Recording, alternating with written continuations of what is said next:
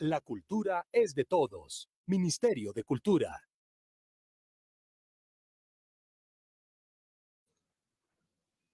Muy buenas tardes, amigos, ¿cómo están? Nuevamente en un espacio más de LIT, Asociación de Literatura.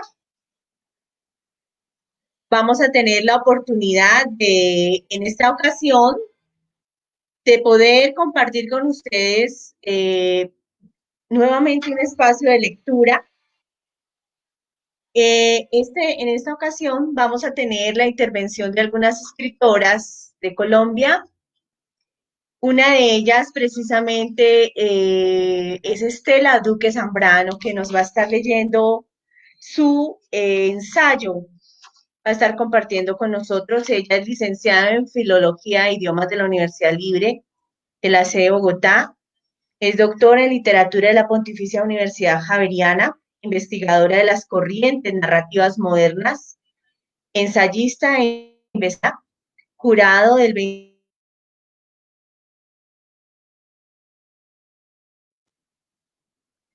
También ella es miembro de número de la Academia de Genealogía desde el 2015, colaboradora de la revista Polinimia de la Academia Boyacense de la Lengua, filial de la Academia Colombiana de la Lengua desde el 2018, ponente en la Feria Internacional del Libro Filbo en numerosas ocasiones, las reseñas genealógicas en los boletines de la ACG y Cándido Jesús Torres Velandia. Ella nos va a compartir en esta tarde su ensayo con el que participó en Pentágono de Recitales, que es la gira de escritores a 5 ciudades del país. Vamos a estar precisamente en Ipiales, en Popayán, vamos a estar en Cúcuta, en Pamplona, en Bogotá, haciendo un homenaje a Fernando Ayala, a Carlos Castillo Quintero, a María del Pilar Paramero, a Enrique Medina Flores y a Rafael Gutiérrez Girardot. Muchas gracias por estar con nosotros en esta tarde. Vamos a escuchar entonces la intervención de Estela Duque.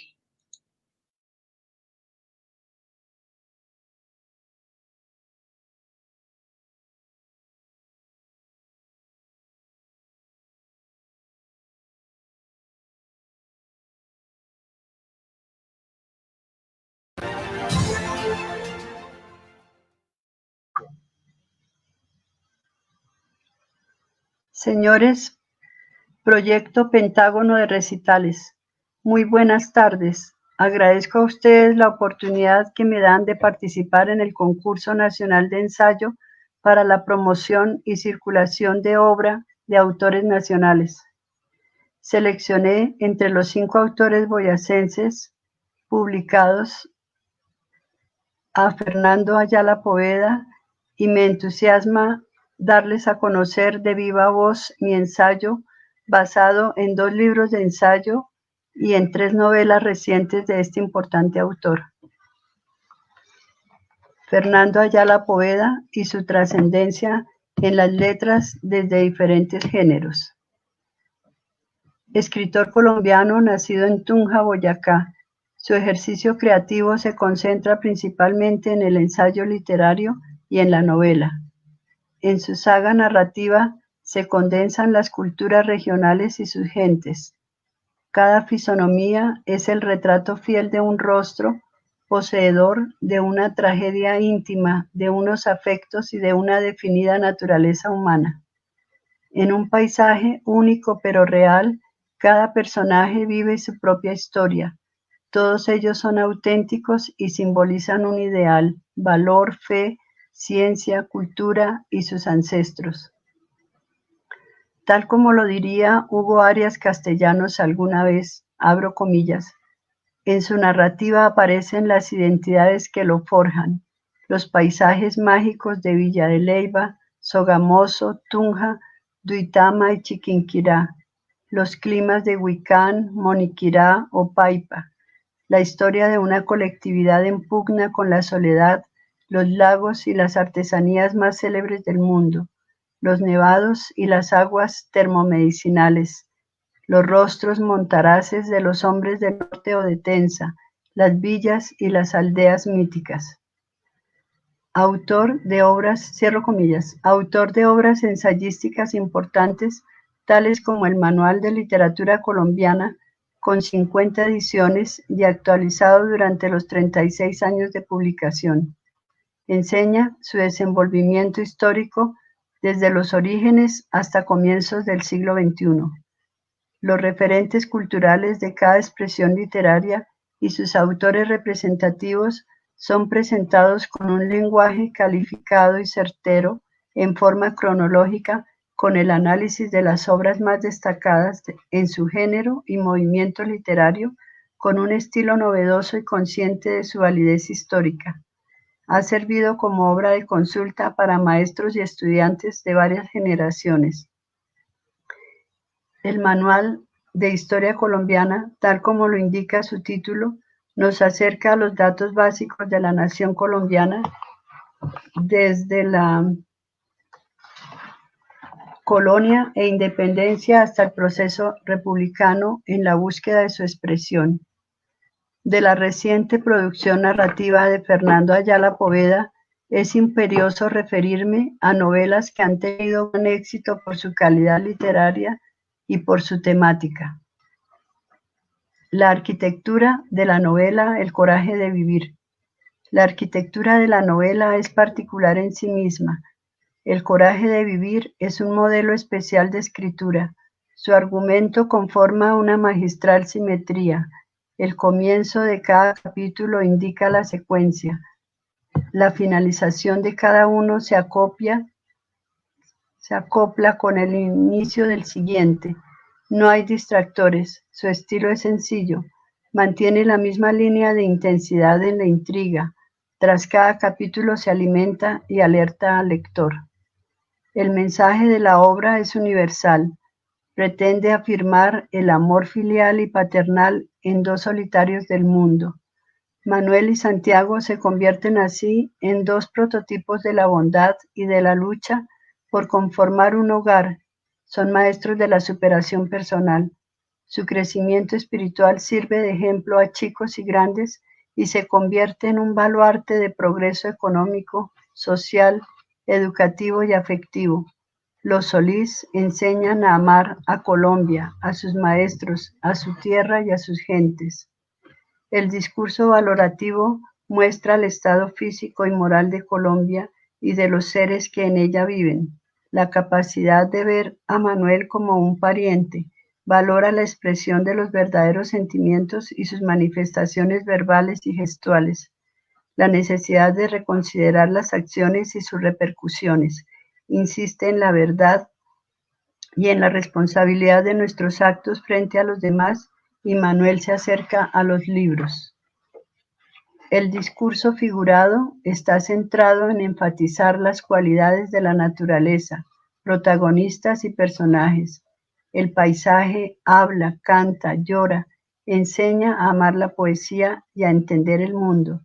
En el discurso personal, enfrenta al interlocutor a la verdad de sus palabras y hechos. La carga semántica se da progresivamente con la aparición de nuevos personajes que se unen en una batalla común, adoptar a Manuel. El amor auténtico del pequeño supera cualquier obstáculo. El coraje de vivir posee calidad estética, una infinita gama de recursos, dominio narrativo, delineamiento de espacios y ritmo en la acción. Italo Caciringo, Imago Mundi y un universo sorpresivo e interesante. Italo Caciringo contra los devoradores del verde es evidentemente una econovela planteada como la oblación sublime, como el éxtasis y el culto a la naturaleza. A causa de su estructura interna, de sus elementos nucleares y del tema singular y novedoso, requiere una lectura detenida que intente al menos abarcar parte de las innumerables facetas del texto literario. La novela presenta una plurisignificación conformada por diversos símbolos, ideales y conceptos en los cuales participa el lector desde la primera hasta la última página. La escritura de la obra genera categorías filosóficas, el dilema del ser y el hacer, el ser y el estar, el ser y el ser y la nada, categorías lúdicas de la palabra en sí y del elemento erótico entre los personajes, el mundo cósmico que gira alrededor de la acción, la claridad y la oscuridad en los actos, la aparición y desaparición de seres ambiguos y difusos en el aspecto físico y en su comportamiento, y la identificación de Italo Caciringo frente a Zulay Vergel y a Rosa Ursina. La escritura de Italo Caciringo soporta además la intangibilidad y la magia de las palabras.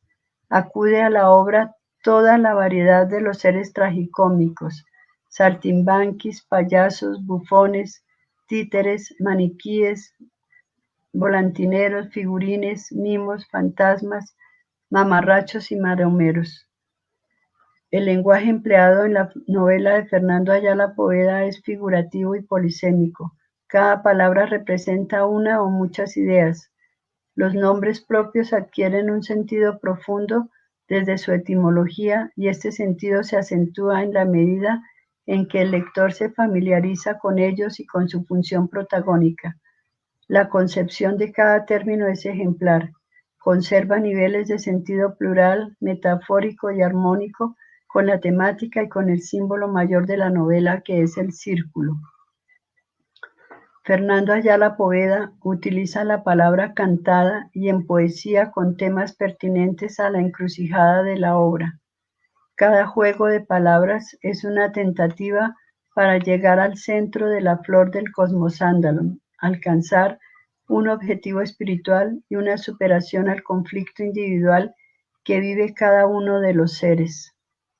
Italo Caciringo posee un estrato lingüístico y un estrato de unidades de significación que se disfrutan a cabalidad leyéndose verbalmente.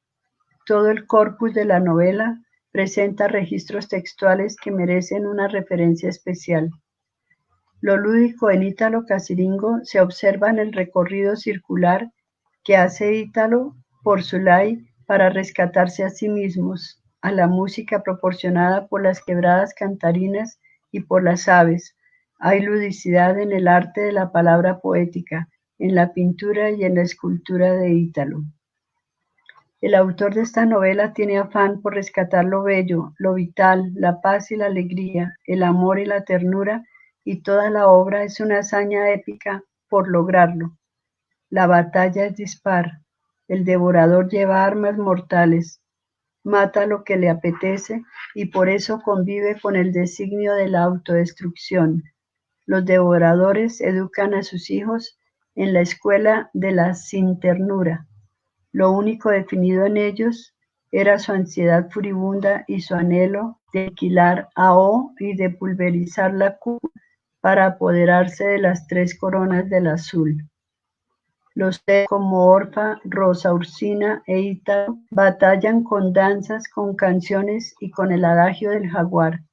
El corcel blanco vence al caballo azul de Oniria con una mirada hipnotizadora que lo conduce a comer el verde y así logra apaciguarse. La condición humana es bien compleja.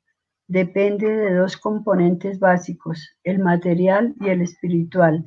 El antagonismo está dado frente a la naturaleza por estar o no a favor de ella.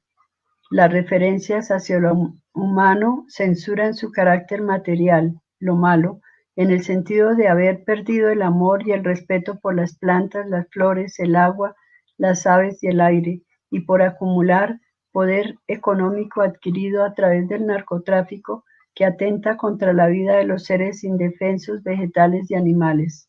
El carácter espiritual, lo bueno, es rescatado con grandes méritos en la expresión de todo lo contrario. El escritor revalora los sentimientos, la capacidad de lucha, la nobleza, la solidaridad y la inteligencia al verde.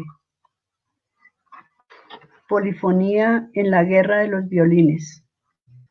La suma de voces en esta novela connota variaciones artísticas, ideológicas, filosóficas e históricas, reflejadas todas ellas en la música como representación cultural y simbólica de un territorio, llámese selva, campo o ciudad. La letra de cada canción prefigura una época determinada, unos individuos o grupos musicales que marcaron un momento y un espacio en el devenir de la humanidad. Sus instrumentos y sonidos son únicos, se identifican con el sentir propio de cada individuo y de cada región. En la novela corresponde al tren de hombres sinfónicos. El ayer, el hoy y el mañana confluyen y narran la historia de la humanidad desde la perspectiva de la guerra. Es frecuente encontrar en la novela referentes influyentes y confluyentes en esa guerra de más de 50 años que se vivió en Colombia. La voz del autor presenta cada uno de los puntos de vista del mundo y de Colombia, desde el campo filosófico e ideológico de sus personajes. Arma así una totalidad compleja, llena de variantes nominales, dada la multiplicidad de alias o calificativos que le atribuye a los personajes. Esto enriquece la polifonía de sus propias percepciones de la realidad social y la política del fenómeno guerrerista. Cada personaje simboliza y porta su propia palabra. Todos los personajes y los referentes en la novela corresponden a un mismo mundo y lucha la posesión de la tierra. Se percibe diferente desde su propio punto de vista, su cultura, necesidades y tradiciones culturales. Cada personaje es un sujeto autónomo con su propio lenguaje, sin importar si es antinómico, si representa el vulgo, si su voz no es artística, si es original, con su propio traje que connota y representa una cultura, un saber, un convencimiento de lo que está haciendo. Ese lenguaje es su propia fuerza, es su lucha. Es su imagen independiente con su propia psicología, representación y síntesis. Lleva un traje significativo por sí mismo. La combinación de voces en cada personaje o interlocutor que se escucha en la guerra de los violines se convierte en una voluntad artística de la polifonía y la suma de estas voluntades conforma la voluntad del acontecimiento. Como diría Mijaíl Bakhtin, cada voz se mantiene independiente pero puede combinarse. Esa es la esencia misma de la polifonía, formando una unidad musical e ideológica, y dentro de su estructura se halla el contrapunteo, la sátira menipea, enriquecida por la variedad y la diferencia de voces y de ideas que se hallan presentes, siendo estas últimas las que viven en la novela, y los héroes personajes son entonces los historiadores de las ideas que los identifica y que representan. En la guerra de los violines, la injerencia de voces, los cambios del discurso cotidiano al musical o al cinematográfico, confina el diálogo entre todos. Podemos llegar a confundir los personajes por su multiplicidad de apariencias, de ideas, de mundos, de respuestas que no encontramos, de justificaciones en cada acto. Esto convierte al lector en su dúo, que viva y escuche, que se aviente y no consiga ser escuchado, al igual que le sucede a los personajes. El bilingüismo incita a la polifonía, a la mezcla de lenguajes, surgiendo así una babel de convicciones, ideas y credos, acompañados de cada uno de los 7 violines de cada verso de cada canción fragmentada. Cada personaje ocupa un plano. Los planos se superponen ya que su discurso varía no solo si el protagonista es héroe, si está vivo, si es real dentro de la novela, si su descripción es objetiva o no, si está desintegrado, si su propia idea representa la tierra, la naturaleza, lo regocija o siente dolor. De acuerdo con Engelgard, podrían ubicarse en 3 planos diferentes: el medio, libertad, acto de voluntad; el suelo, sistema orgánico del espíritu; y la tierra, amor, alegría, regocijo. Cada uno es un eslabón de una totalidad dialéctica artística en la guerra de los violines por el lenguaje musical, cinematográfico y narrativo. Todo está, todo se ve, todo se escucha en el antes, en el ahora y en el después. Todo puede coexistir. Cada voz matiza el ambiente y lo enriquecen. Hay muchas voces y pocos colores por el mismo carácter de la novela, por lo que representa, por las convicciones que encierra. Algunas de estas imágenes generan alguna esperanza, convirtiéndose en una forma carnavalesca. Muchas gracias. La cultura es de todos. Ministerio de Cultura.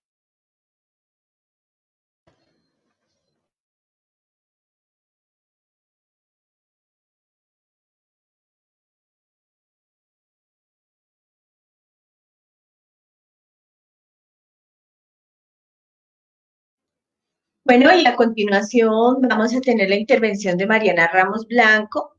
Mariana es nacida en Chita, Boyacá, es colombiana, es docente de español y literatura por más de 30 años. Ella ha publicado varios libros, entre ellos Versos bajo el cielo, de Thalassa Editores en el 2005, El olvido, una historia de recuerdos, Thalassa Editores, Después del primer café, de Editorial Casa de Libros. Después tiene un prólogo, este libro de Efraín Gutiérrez Zambrano, escritor. Chela la Tortuga, Los paisajes de Isabela, Editorial Casa de Libros también. Mariana Ramos ha sido una escritora boyacense muy destacada también. Vamos luego a escuchar ese ensayo que escribió un ingeniero agrónomo de la ciudad de Sogamoso respecto a la vida de Enrique Medina Flores, que es uno de los autores homenajeados en este Pentágono de Recitales. Pentágono de Recitales va a estar difundiendo el trabajo de los escritores boyacenses y de los escritores nacionales que se han vinculado a este proceso en varios lugares que nos han abierto las puertas para esto. Entonces, le damos un agradecimiento muy profundo a la Universidad de Pamplona, sede Cúcuta y sede Pamplona. También a Casa Montalvo de Ipiales, a los amigos escritores de Nariño, a la institución educativa técnico de Ipiales, que también se va a vincular al proceso, a Santo Tomás de Aquino, Seminario Menor Arquidiocesano de Cúcuta y Pamplona, a la institución educativa Colegio 11 de Noviembre, a la institución educativa Ciudad Ipiales y a IE Águeda Gallardo de Villamizar, al Colegio Técnico Confanorte. Entonces, en esta tarde a las 6:30 vamos a tener a uno de los invitados especiales, a un escritor que obtuvo un excelente puntaje en el concurso de ensayo de Pentágono de Recitales. Precisamente vamos a estar con Rodríguez Bustos JC, quien va a hacer un discernimiento de la obra de Rafael Gutiérrez Girardot, Crítica y Poesía. También va a estar con nosotros Juan Sebastián Paco Monroy. Él tiene un ensayo, Consideraciones al Modernismo, de Rafael Gutiérrez Girardot. Alberto Bejarano, que también va a leer a Rafael Gutiérrez Girardot, Cosmopolitismo Literario y Cultural. A los que han leído precisamente la obra de Rafael Gutiérrez Girardot, se han acercado a la obra de este autor boyacense. Creo que este es el justo momento propicio para volver al estudio de este humanista que desde Alemania nos llamó y nos convocó muchas veces a el entendimiento de nuestra nación y de nuestros pueblos. Entonces, hoy más que nunca necesitamos retomar esa voz que nos hablaba a través de su trabajo, de la importancia de volver al ser, a la identidad propia y sobre todo a una construcción de país y de raza. Entonces vamos a continuar con esta lectura de ensayos de la obra de Mariana Ramos.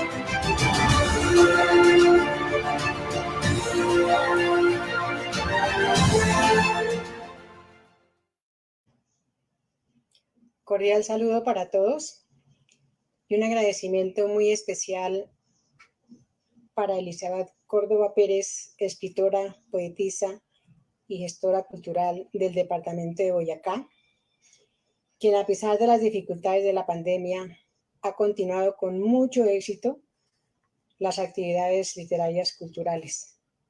Quiero felicitarla. Y en esta ocasión me hago partícipe en el concurso de ensayo, el cual daré lectura a continuación. Fernando Ayala Poveda, narrativa de la realidad colombiana. Conocí a Fernando Ayala Poveda en el año 1994, fecha en que visitó el Colegio Ariel Chandía de la ciudad de Bogotá, como escritor invitado por el Departamento de Idiomas para realizar el cuarto encuentro de Chandiano en Literatura, proyecto de lectoescritura que se trabajaba en la institución anualmente con la presencia de escritores colombianos. Yo, para aquella época, laboraba como docente de español y literatura en dicha institución. Amablemente aceptó la invitación porque como literato su constante ha sido la interacción con maestros, niños y jóvenes. Como él mismo lo dice, yo soy un discípulo perpetuo de los maestros de Colombia. A partir de esa fecha hemos asistido a diferentes eventos literarios, evocando siempre las andanzas de los héroes más héroes, como son los niños caminantes que atraviesan páramos, caminos y paisajes.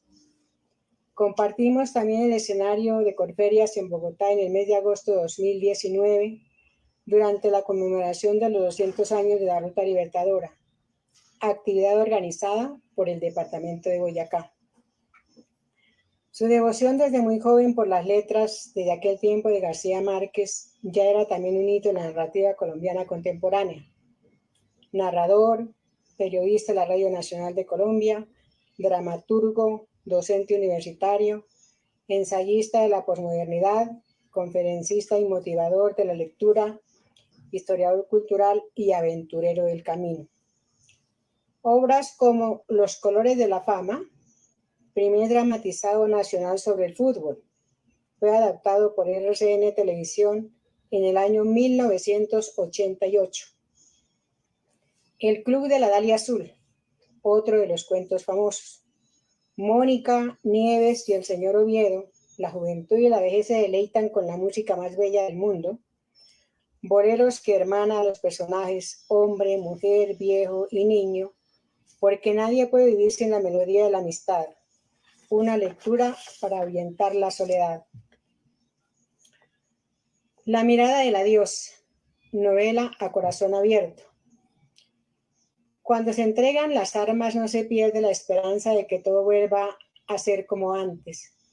Se dan las reuniones en familia al final de la tarde porque todos se necesitan, padres, madres, hijos, para crecer unidos con las raíces bien arraigadas al lugar que les vio nacer. Ítalo Caciringo y los devoradores del verde. Novela ecológica donde el personaje principal Caciringo es el antihéroe que tiene contacto con la realidad de la naturaleza. Enfrenta a sus enemigos a través de la música, poesía, pintura y narrativa.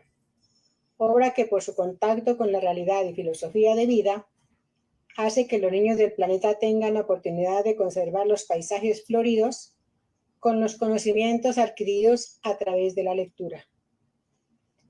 El coraje de vivir.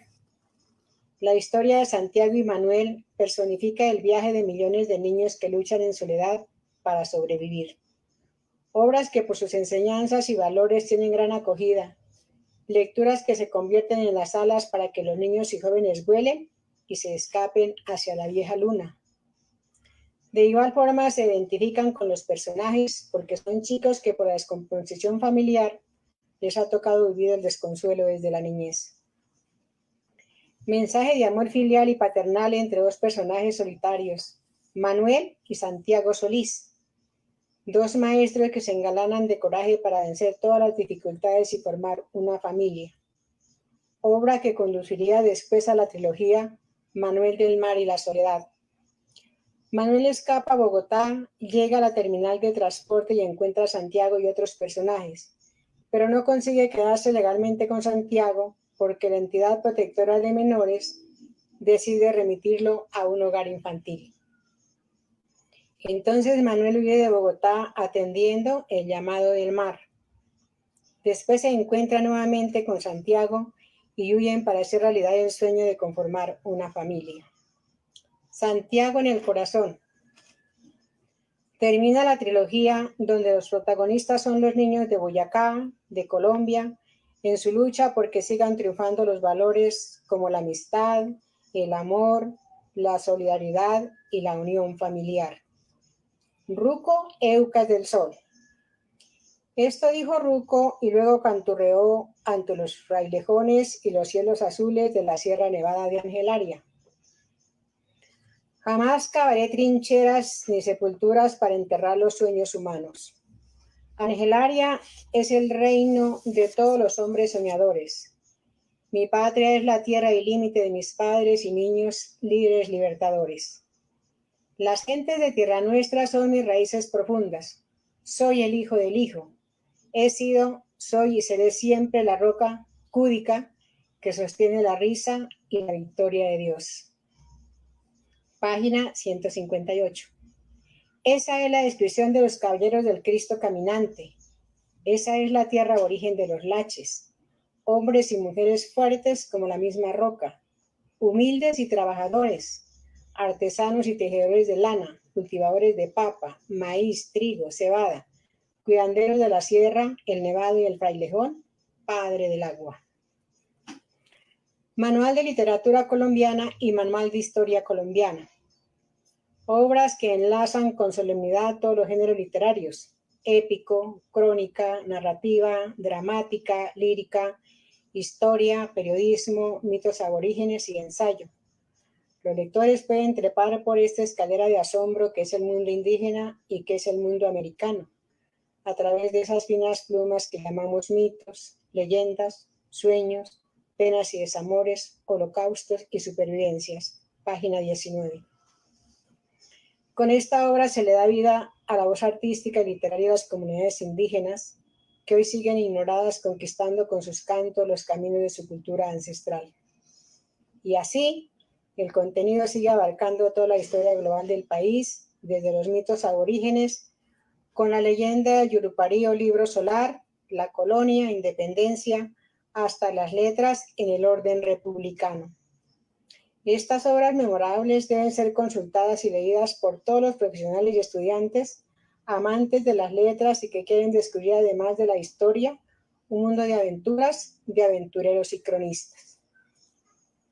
La guerra de los violines trata la realidad del conflicto vivido en Colombia desde los años 40, la muerte de miles de compatriotas en los enfrentamientos y los desplazados que luchan en la pobreza por salvar la vida. Algunos personajes de los contrarios en su tiempo libre tocaban el violín o el saxofón, porque también necesitan tener momentos de melodía para volverle la cara amable a la cesación de la violencia. No tengo un peso y me llamo Silva. Premio de novela Ciudad de Pereira 2009. Historia de desencanto y ensueños, pero como siempre con ilusiones muy colombianas. Haciendo un recorrido por sus 16 capítulos nos encontramos con las historias de cantores y poetas. Loreta la chifloreta y el soldadito de plomo. Los enemigos de Bolívar querían matarlo para apoderarse del dinero de la Gran Colombia. Manuelita le salvó la vida y Simón se escondió debajo del puente. Allí pescó los 13 resfriados de su vida. Cuando volvió al palacio presidencial, Loreta le entregó ropa limpia y seca y guardó la pijama húmeda. Fue el regalo de aquella noche peligrosa, pero a la final muy afortunada. ¡Achus! ¡Achú! ¡Achis! Loreta le dio sancocho de ñame, después lo obligó a tomarse un agua de panela con ajo, cebolla y miel. Página 16. Loreta, la muñeca de los libertadores, con magia narra la historia de hace 200 años, colmando de caricias y ayudas al general de los huesos peladitos. Este libro no puede faltar en el morral de los niños y debe ocupar un lugar importante en las bibliotecas de las 5 naciones que libertó Simón Bolívar. Estoy segura que cuando llegue a manos de los lectores difícilmente lo soltará, porque con Loreta la chifloreta y el soldadito de plomo y Simoncito el de los huesos peladitos, los lectores recuperan la infancia de los niños y niñas líderes que con espíritu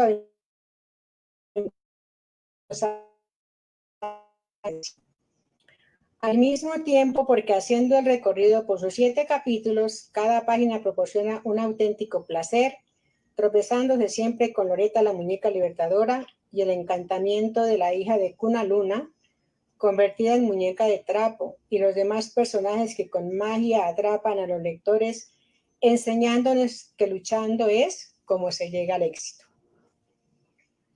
La papa de Van Gogh, del surco a la realeza. La papa es la protagonista, el espíritu, el antihéroe, la boca del pobre, la belleza de la flor poética, el recurso para alimentar ejércitos y pueblos por emperadores, reyes, zares, bandidos, poetas, presidentes, mercenarios y leguleyos.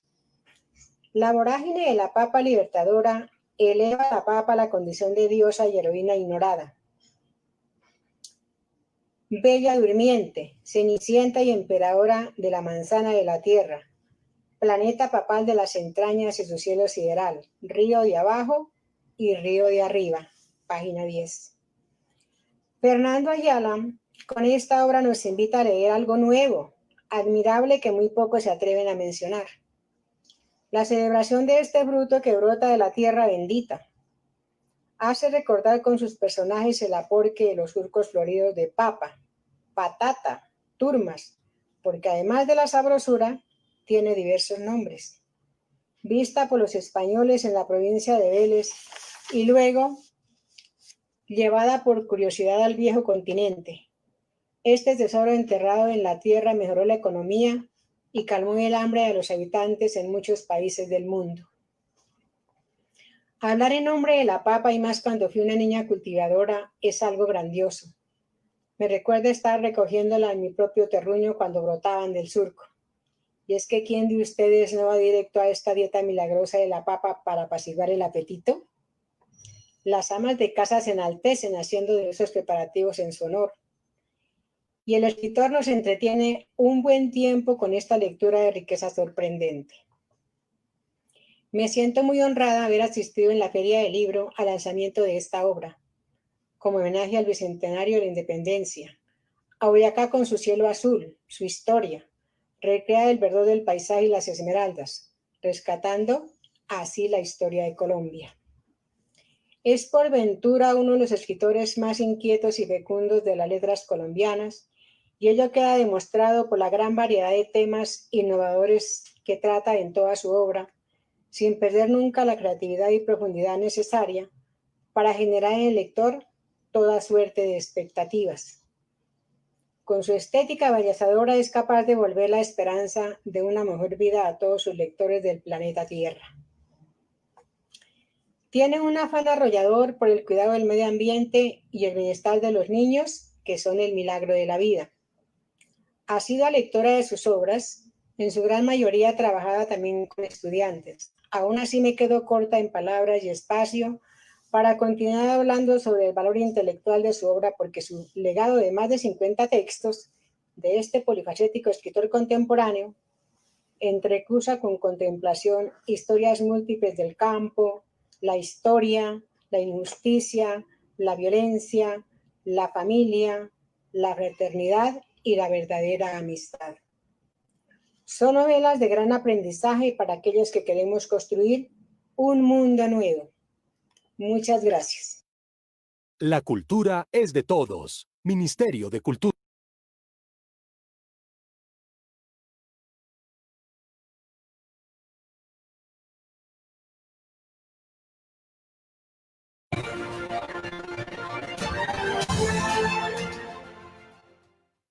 Enrique Medina Flores, un humano culto en literatura.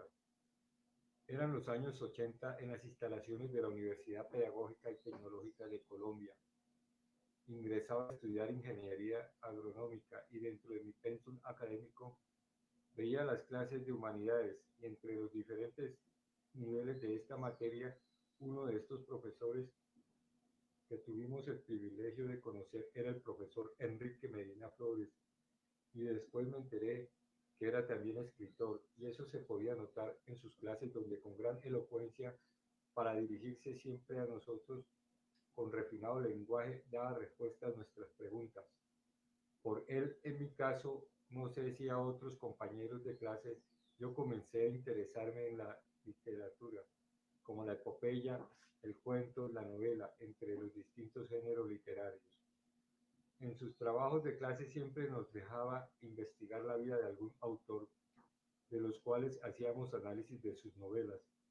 Era increíble la agilidad y versatilidad con que abordaba o daba respuesta a los temas que los compañeros y yo le sugeríamos o traíamos a colación por alguna relación con el tema o clase que tratábamos. Siempre daba respuesta sin vacilación, autoridad que le otorgaba su conocimiento y años de experiencia. Siempre abordaba con propiedad temas de la literatura clásica de los grandes escritores como Homero, Hesíodo, Solón, Sófocles, Aristófanes, Esquilo, Eurípides, Frank Kafka, Miguel de Cervantes, Goethe, Víctor Hugo, Charles Dickens, Fyodor Dostoyevsky, Julio Verne, León Tolstoy, Oscar Wilde, John Huston, William Shakespeare, George Orwell, Edgar Allan Poe, Federico García Lorca y Dante Alighieri, entre otros, sin mencionar más escritores como los colombianos y latinoamericanos. Él era una persona muy versada en su materia desde el primer día de clase. Lo demostró por su seguridad al hablar y la versatilidad en el lenguaje que usaba. Nos dio a entender lo importante de la cultura en la formación de todo profesional, ya que de ella seríamos más humanos y adquiriríamos una mente más crítica en lo positivo. Entendí que la literatura como formación cultural del hombre debe ir acompañada de una buena lectura que realmente alimente o nutra de forma positiva el espíritu del hombre para poder alcanzar así una formación íntegra. Siempre en sus clases el profesor Medina Flores nos dejaba una inquietud literaria por resolver. Al tratar un tema literario al final de sus clases, quedaba uno interesado para profundizar más en el tema o novela ya tratado. Él como catedrático sabía ir creando el interés o sembrando en uno la semilla del deseo por averiguar más del tema literario tratado y de la biografía de su autor, pero en sus clases no solamente se limitaba o encasillaba en su cátedra o temas, sino que a veces abordaba otros temas como complemento o refuerzo para humanizar aún más la parte literaria con el cotidiano vivir. Tanto a compañeras y compañeros de clase siempre nos motivó a la lectura, ya con más confianza entre compañeros o alumnos de su clase de humanidades y con el mayor debido respeto le decíamos, sin él saber, el Quijote de la literatura, por su aspecto alto y delgado y que en varias ocasiones se dejó un poco la barba. Y a veces pienso, recordando aquella buena época de nuestra querida universidad, tras el transcurrir del tiempo y el trasegar por los caminos de esta vida, todos tenemos en parte algo de quijotesco en lo positivo, en el héroe, en el que no está de acuerdo con las injusticias, que siempre ama lo correcto y la verdad, en lo romántico, en lo soñador, en el orientar y dar siempre un buen consejo, en poder servir y no solo satisfacer una necesidad. Que me acuerde nunca faltó a una clase a no ser por fuerza mayor. Algo recuerdo en las clases, me parece, nos habló de un hermano que le gustaba el arte. Creo que pintaba cuadros con las técnicas al óleo y pensé, para mí la familia del profesor le gusta el arte y la cultura. En su materia siempre le entregué a tiempo los trabajos que dejaba y le presentaba sus evaluaciones, pues como dije anteriormente, estilo Eurípides, Frank Kafka, de Cervantes, Goethe, Víctor Hugo, Charles Dickens, Fyodor Dostoyevsky, Julio Verne, León Tolstoy, Oscar Wilde, John Huston, William Shakespeare, George Orwell, Edgar Allan Poe, Federico García Lorca y Dante Alighieri. Entre otros, estilo Eurípides, Frank Kafka, de Cervantes, Goethe, Víctor Hugo, Charles Dickens, Fyodor Dostoyevsky, Julio Verne, León Tolstoy, Oscar Wilde, John Huston, William Shakespeare, George Orwell, Edgar Allan Poe, Federico García Lorca y Dante Alighieri. Entre otros, sin mencionar más escritores como los colombianos y latinoamericanos. Él era una persona muy versada en su materia desde el primer día de clase. Lo demostró por su seguridad al hablar y la versatilidad en el lenguaje que usaba. Nos dio a entender lo importante de la cultura en la formación de todo profesional, ya que de ella seríamos más humanos y adquiriríamos una mente más crítica en lo positivo. Entendí que la literatura como formación cultural del hombre debe ir acompañada de una buena lectura que realmente alimente o nutra de forma positiva el espíritu del hombre para poder alcanzar así una formación íntegra. Siempre en sus clases el profesor Medina Flores nos dejaba una inquietud literaria por resolver. Al tratar un tema literario al final de sus clases, quedaba uno interesado para profundizar más en el tema o novela ya tratado.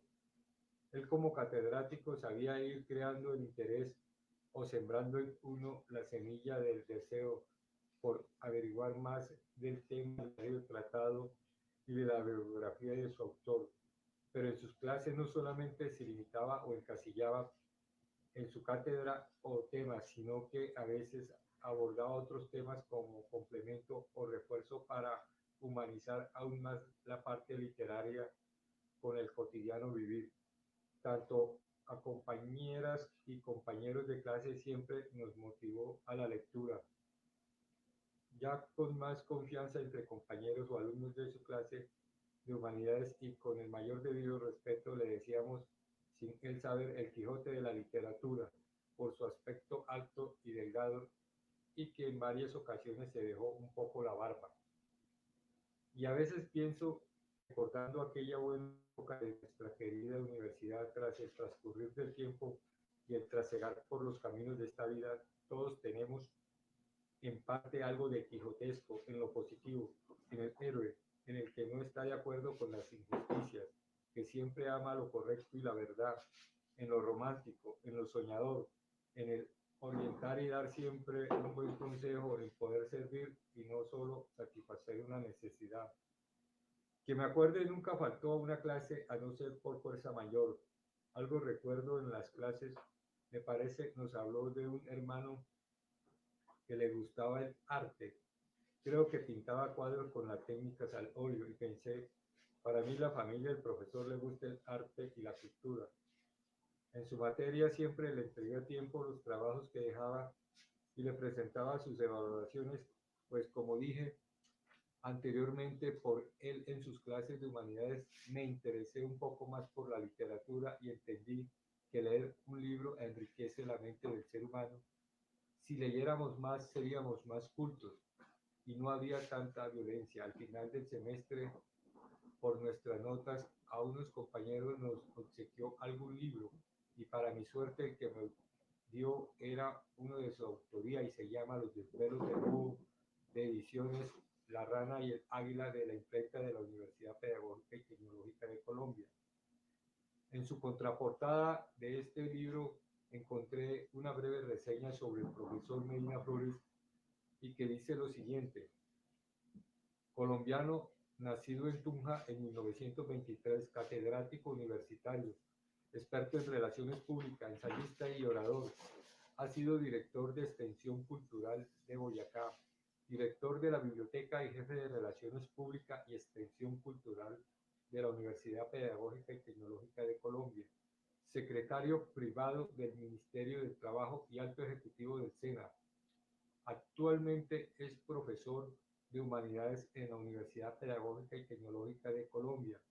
Ha publicado anteriormente Norte de Luceros en 1951, Los Artesanos 1969, Letanías Zodiacales para bien morir en 1970, El Canto de las Piedras 1972, El Trino y el Trueno en 1972, Los Desvelos del Búho en 1975. Creo que por su conocimiento y gusto de la escritura haya escrito otras obras. Es indudable que la literatura o el arte es tan importante como la técnica. Es como una moneda o un billete, siempre estarán ahí las dos caras, así como uno va de la mano del otro, así como el sólido proyecta la sombra. Por la luz no hay sombra sin sólido. Cada uno en su plano.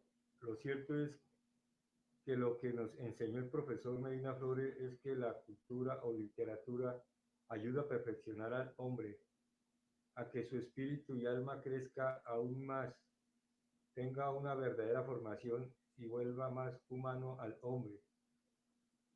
Me acuerdo cuando en sus clases nos decía, ojo, que una buena lectura es un alimento que enriquece al espíritu y nos ayuda a crecer aún más en nuestra formación y lograr alcanzar o conseguir una mentalidad más crítica, más analítica, a que con la razón, el respeto, la cordura, cuestionar cualquier punto de vista sin entrar a herir susceptibilidades que puedan enfocar en rencillas o heridas muy profundas que eliminen o destruyan un sentimiento o amistad. A letras aún más las palabras pueden abrir o cerrar profundas heridas. Era algo que él nos transmitió o nos enseñó y les doy la razón. Enrique Medina Flores era indiscutiblemente una persona culta y esto creo lo fue adquiriendo por ese amor sano a las letras y la lectura. Cuando uno iba a su cubículo para hacerle una consulta sobre un trabajo de su materia, por lo general siempre tenía en sus manos un libro. Por eso cuando en sus clases nos leía una novela para analizar siempre, lo hacía con gran elocuencia, que hasta a veces al cerrar uno los ojos era como si escuchara una radionovela que a uno lo trasladaba al escenario. Que él narraba, era indiscutiblemente que él era un buen narrador y le decíamos los compañeros que él podía ejercer el cargo de periodista o comentarista cultural en una emisora radial por su abundante y culto léxico que siempre usaba. En sí también era un genio de las letras como escritor y poeta en la parte cultural. Se movía con gran facilidad y como ser humano, un gran humanista. Creo que para muchos de nosotros que fuimos sus alumnos, alumnos durante varios años en esta universidad, y en el mes de abril del 2013, cuando me enteré de su fallecimiento, hice una breve oración por su descanso en paz. El profesor Medina Flores fue para nosotros un modelo de referente en el aspecto humano y cultural, también para los tunjanos y boyacenses. Para nosotros que fuimos sus alumnos, no ha dejado un legado sociocultural e invaluable y humanístico como lo fueron sus clases. Creo que para las universidades donde él dio su cátedra de humanidades, ha dejado un gran legado para la posteridad, tanto para su ciudad querida y todos los boyacenses. Después me enteré que habían creado el premio de periodismo en honor al profesor Enrique Medina Flores, que era la iniciativa de un grupo de jóvenes boyacenses que son periodistas, y los felicito por ese homenaje que bien merecido lo tiene esta ilustre persona. Volviendo a retomar la lectura del libro que el profesor Medina Flores me obsequió, Los desvelos del búho, volví a encontrar en su lectura de forma muy sutil su parte poética, visionaria o profética. En el índice de este libro, que cuenta con 21 capítulos que abordan diferentes temas narrativos de forma didáctica, poética, filosófica y dramática, que ponen a pensar o a reflexionar al hombre contemporáneo en sus vivencias y sentido humano de la vida. En el capítulo 7 de la página 42, que dice Ensayo sobre la urbe, el profesor Enrique Medina Flores comenta que él hace este ensayo por encargo de hablar en ese aniversario de la ciudad de Tunja, pero a la vez nos quiere hablar de la historia de ella, ni de la Tunja colonial, no quiere hablar de su escudo, de su historia política. Él resalta el trabajo de los cronistas coloniales, quienes dejaron la mejor fuente de la historia de esta ciudad. Comenta del sometimiento de los aborígenes a la cultura occidental, que fueron sometidos a una religión y una cultura extraña. Hace un pequeño símil o comparación de la similitud de la cruz y la espada. Habla de la intervención de los monjes o misioneros por mitigar la violencia de la imposición de la cultura, de las heridas dejadas en lo profundo del alma a estas nuevas generaciones. En sus apartes retoma y resalta la riqueza de la flora y fauna propias de América, rodeada de una amalgama de sus bellos y exclusivos paisajes. Para la época había una crisis cultural y filosófica generada por los mismos habitantes. Faltaba afirmar la identidad de sus raíces, que siempre se veían influenciadas por otras culturas. También hace referencia de las diferentes vivencias y culturas de quienes habitan y dejan recuerdos al pasar en la vida por esa ciudad. Habla de la tecnología, de los satélites que facilitan la comunicación, pero que a la vez distancia al hombre de su amor o sentimiento. Y habla que para fortuna Tunja es todavía una ciudad con alma, todavía en sus leyendas y mitos psicológicos surgidos de las profundidades del ser. Siempre él soñaba por Tunja, siempre soñaba para Tunja lo mejor, y para sorpresa de mi lectura, en esta encontré de que hablaba de su hermano y del dibujo que él hizo de la época. Lo tituló Tunja en el año 2000. Su hermano, como él, era otro profeta que para la época hablaba de que con el tiempo exploraríamos el cosmos. Su relato se refiere cuando Tunja cumplía 432 años como visionario y profeta que quería para su Tunja que fuera la primera en ordenarse y planearse a futuro, y que su desarrollo girara en torno a la educación. Hoy vemos que él se refería a lo que hoy conocemos, a un plan de ordenamiento territorial, y que su economía girara en torno del conocimiento, investigación y educación. La cultura es de todos. Ministerio de Cultura.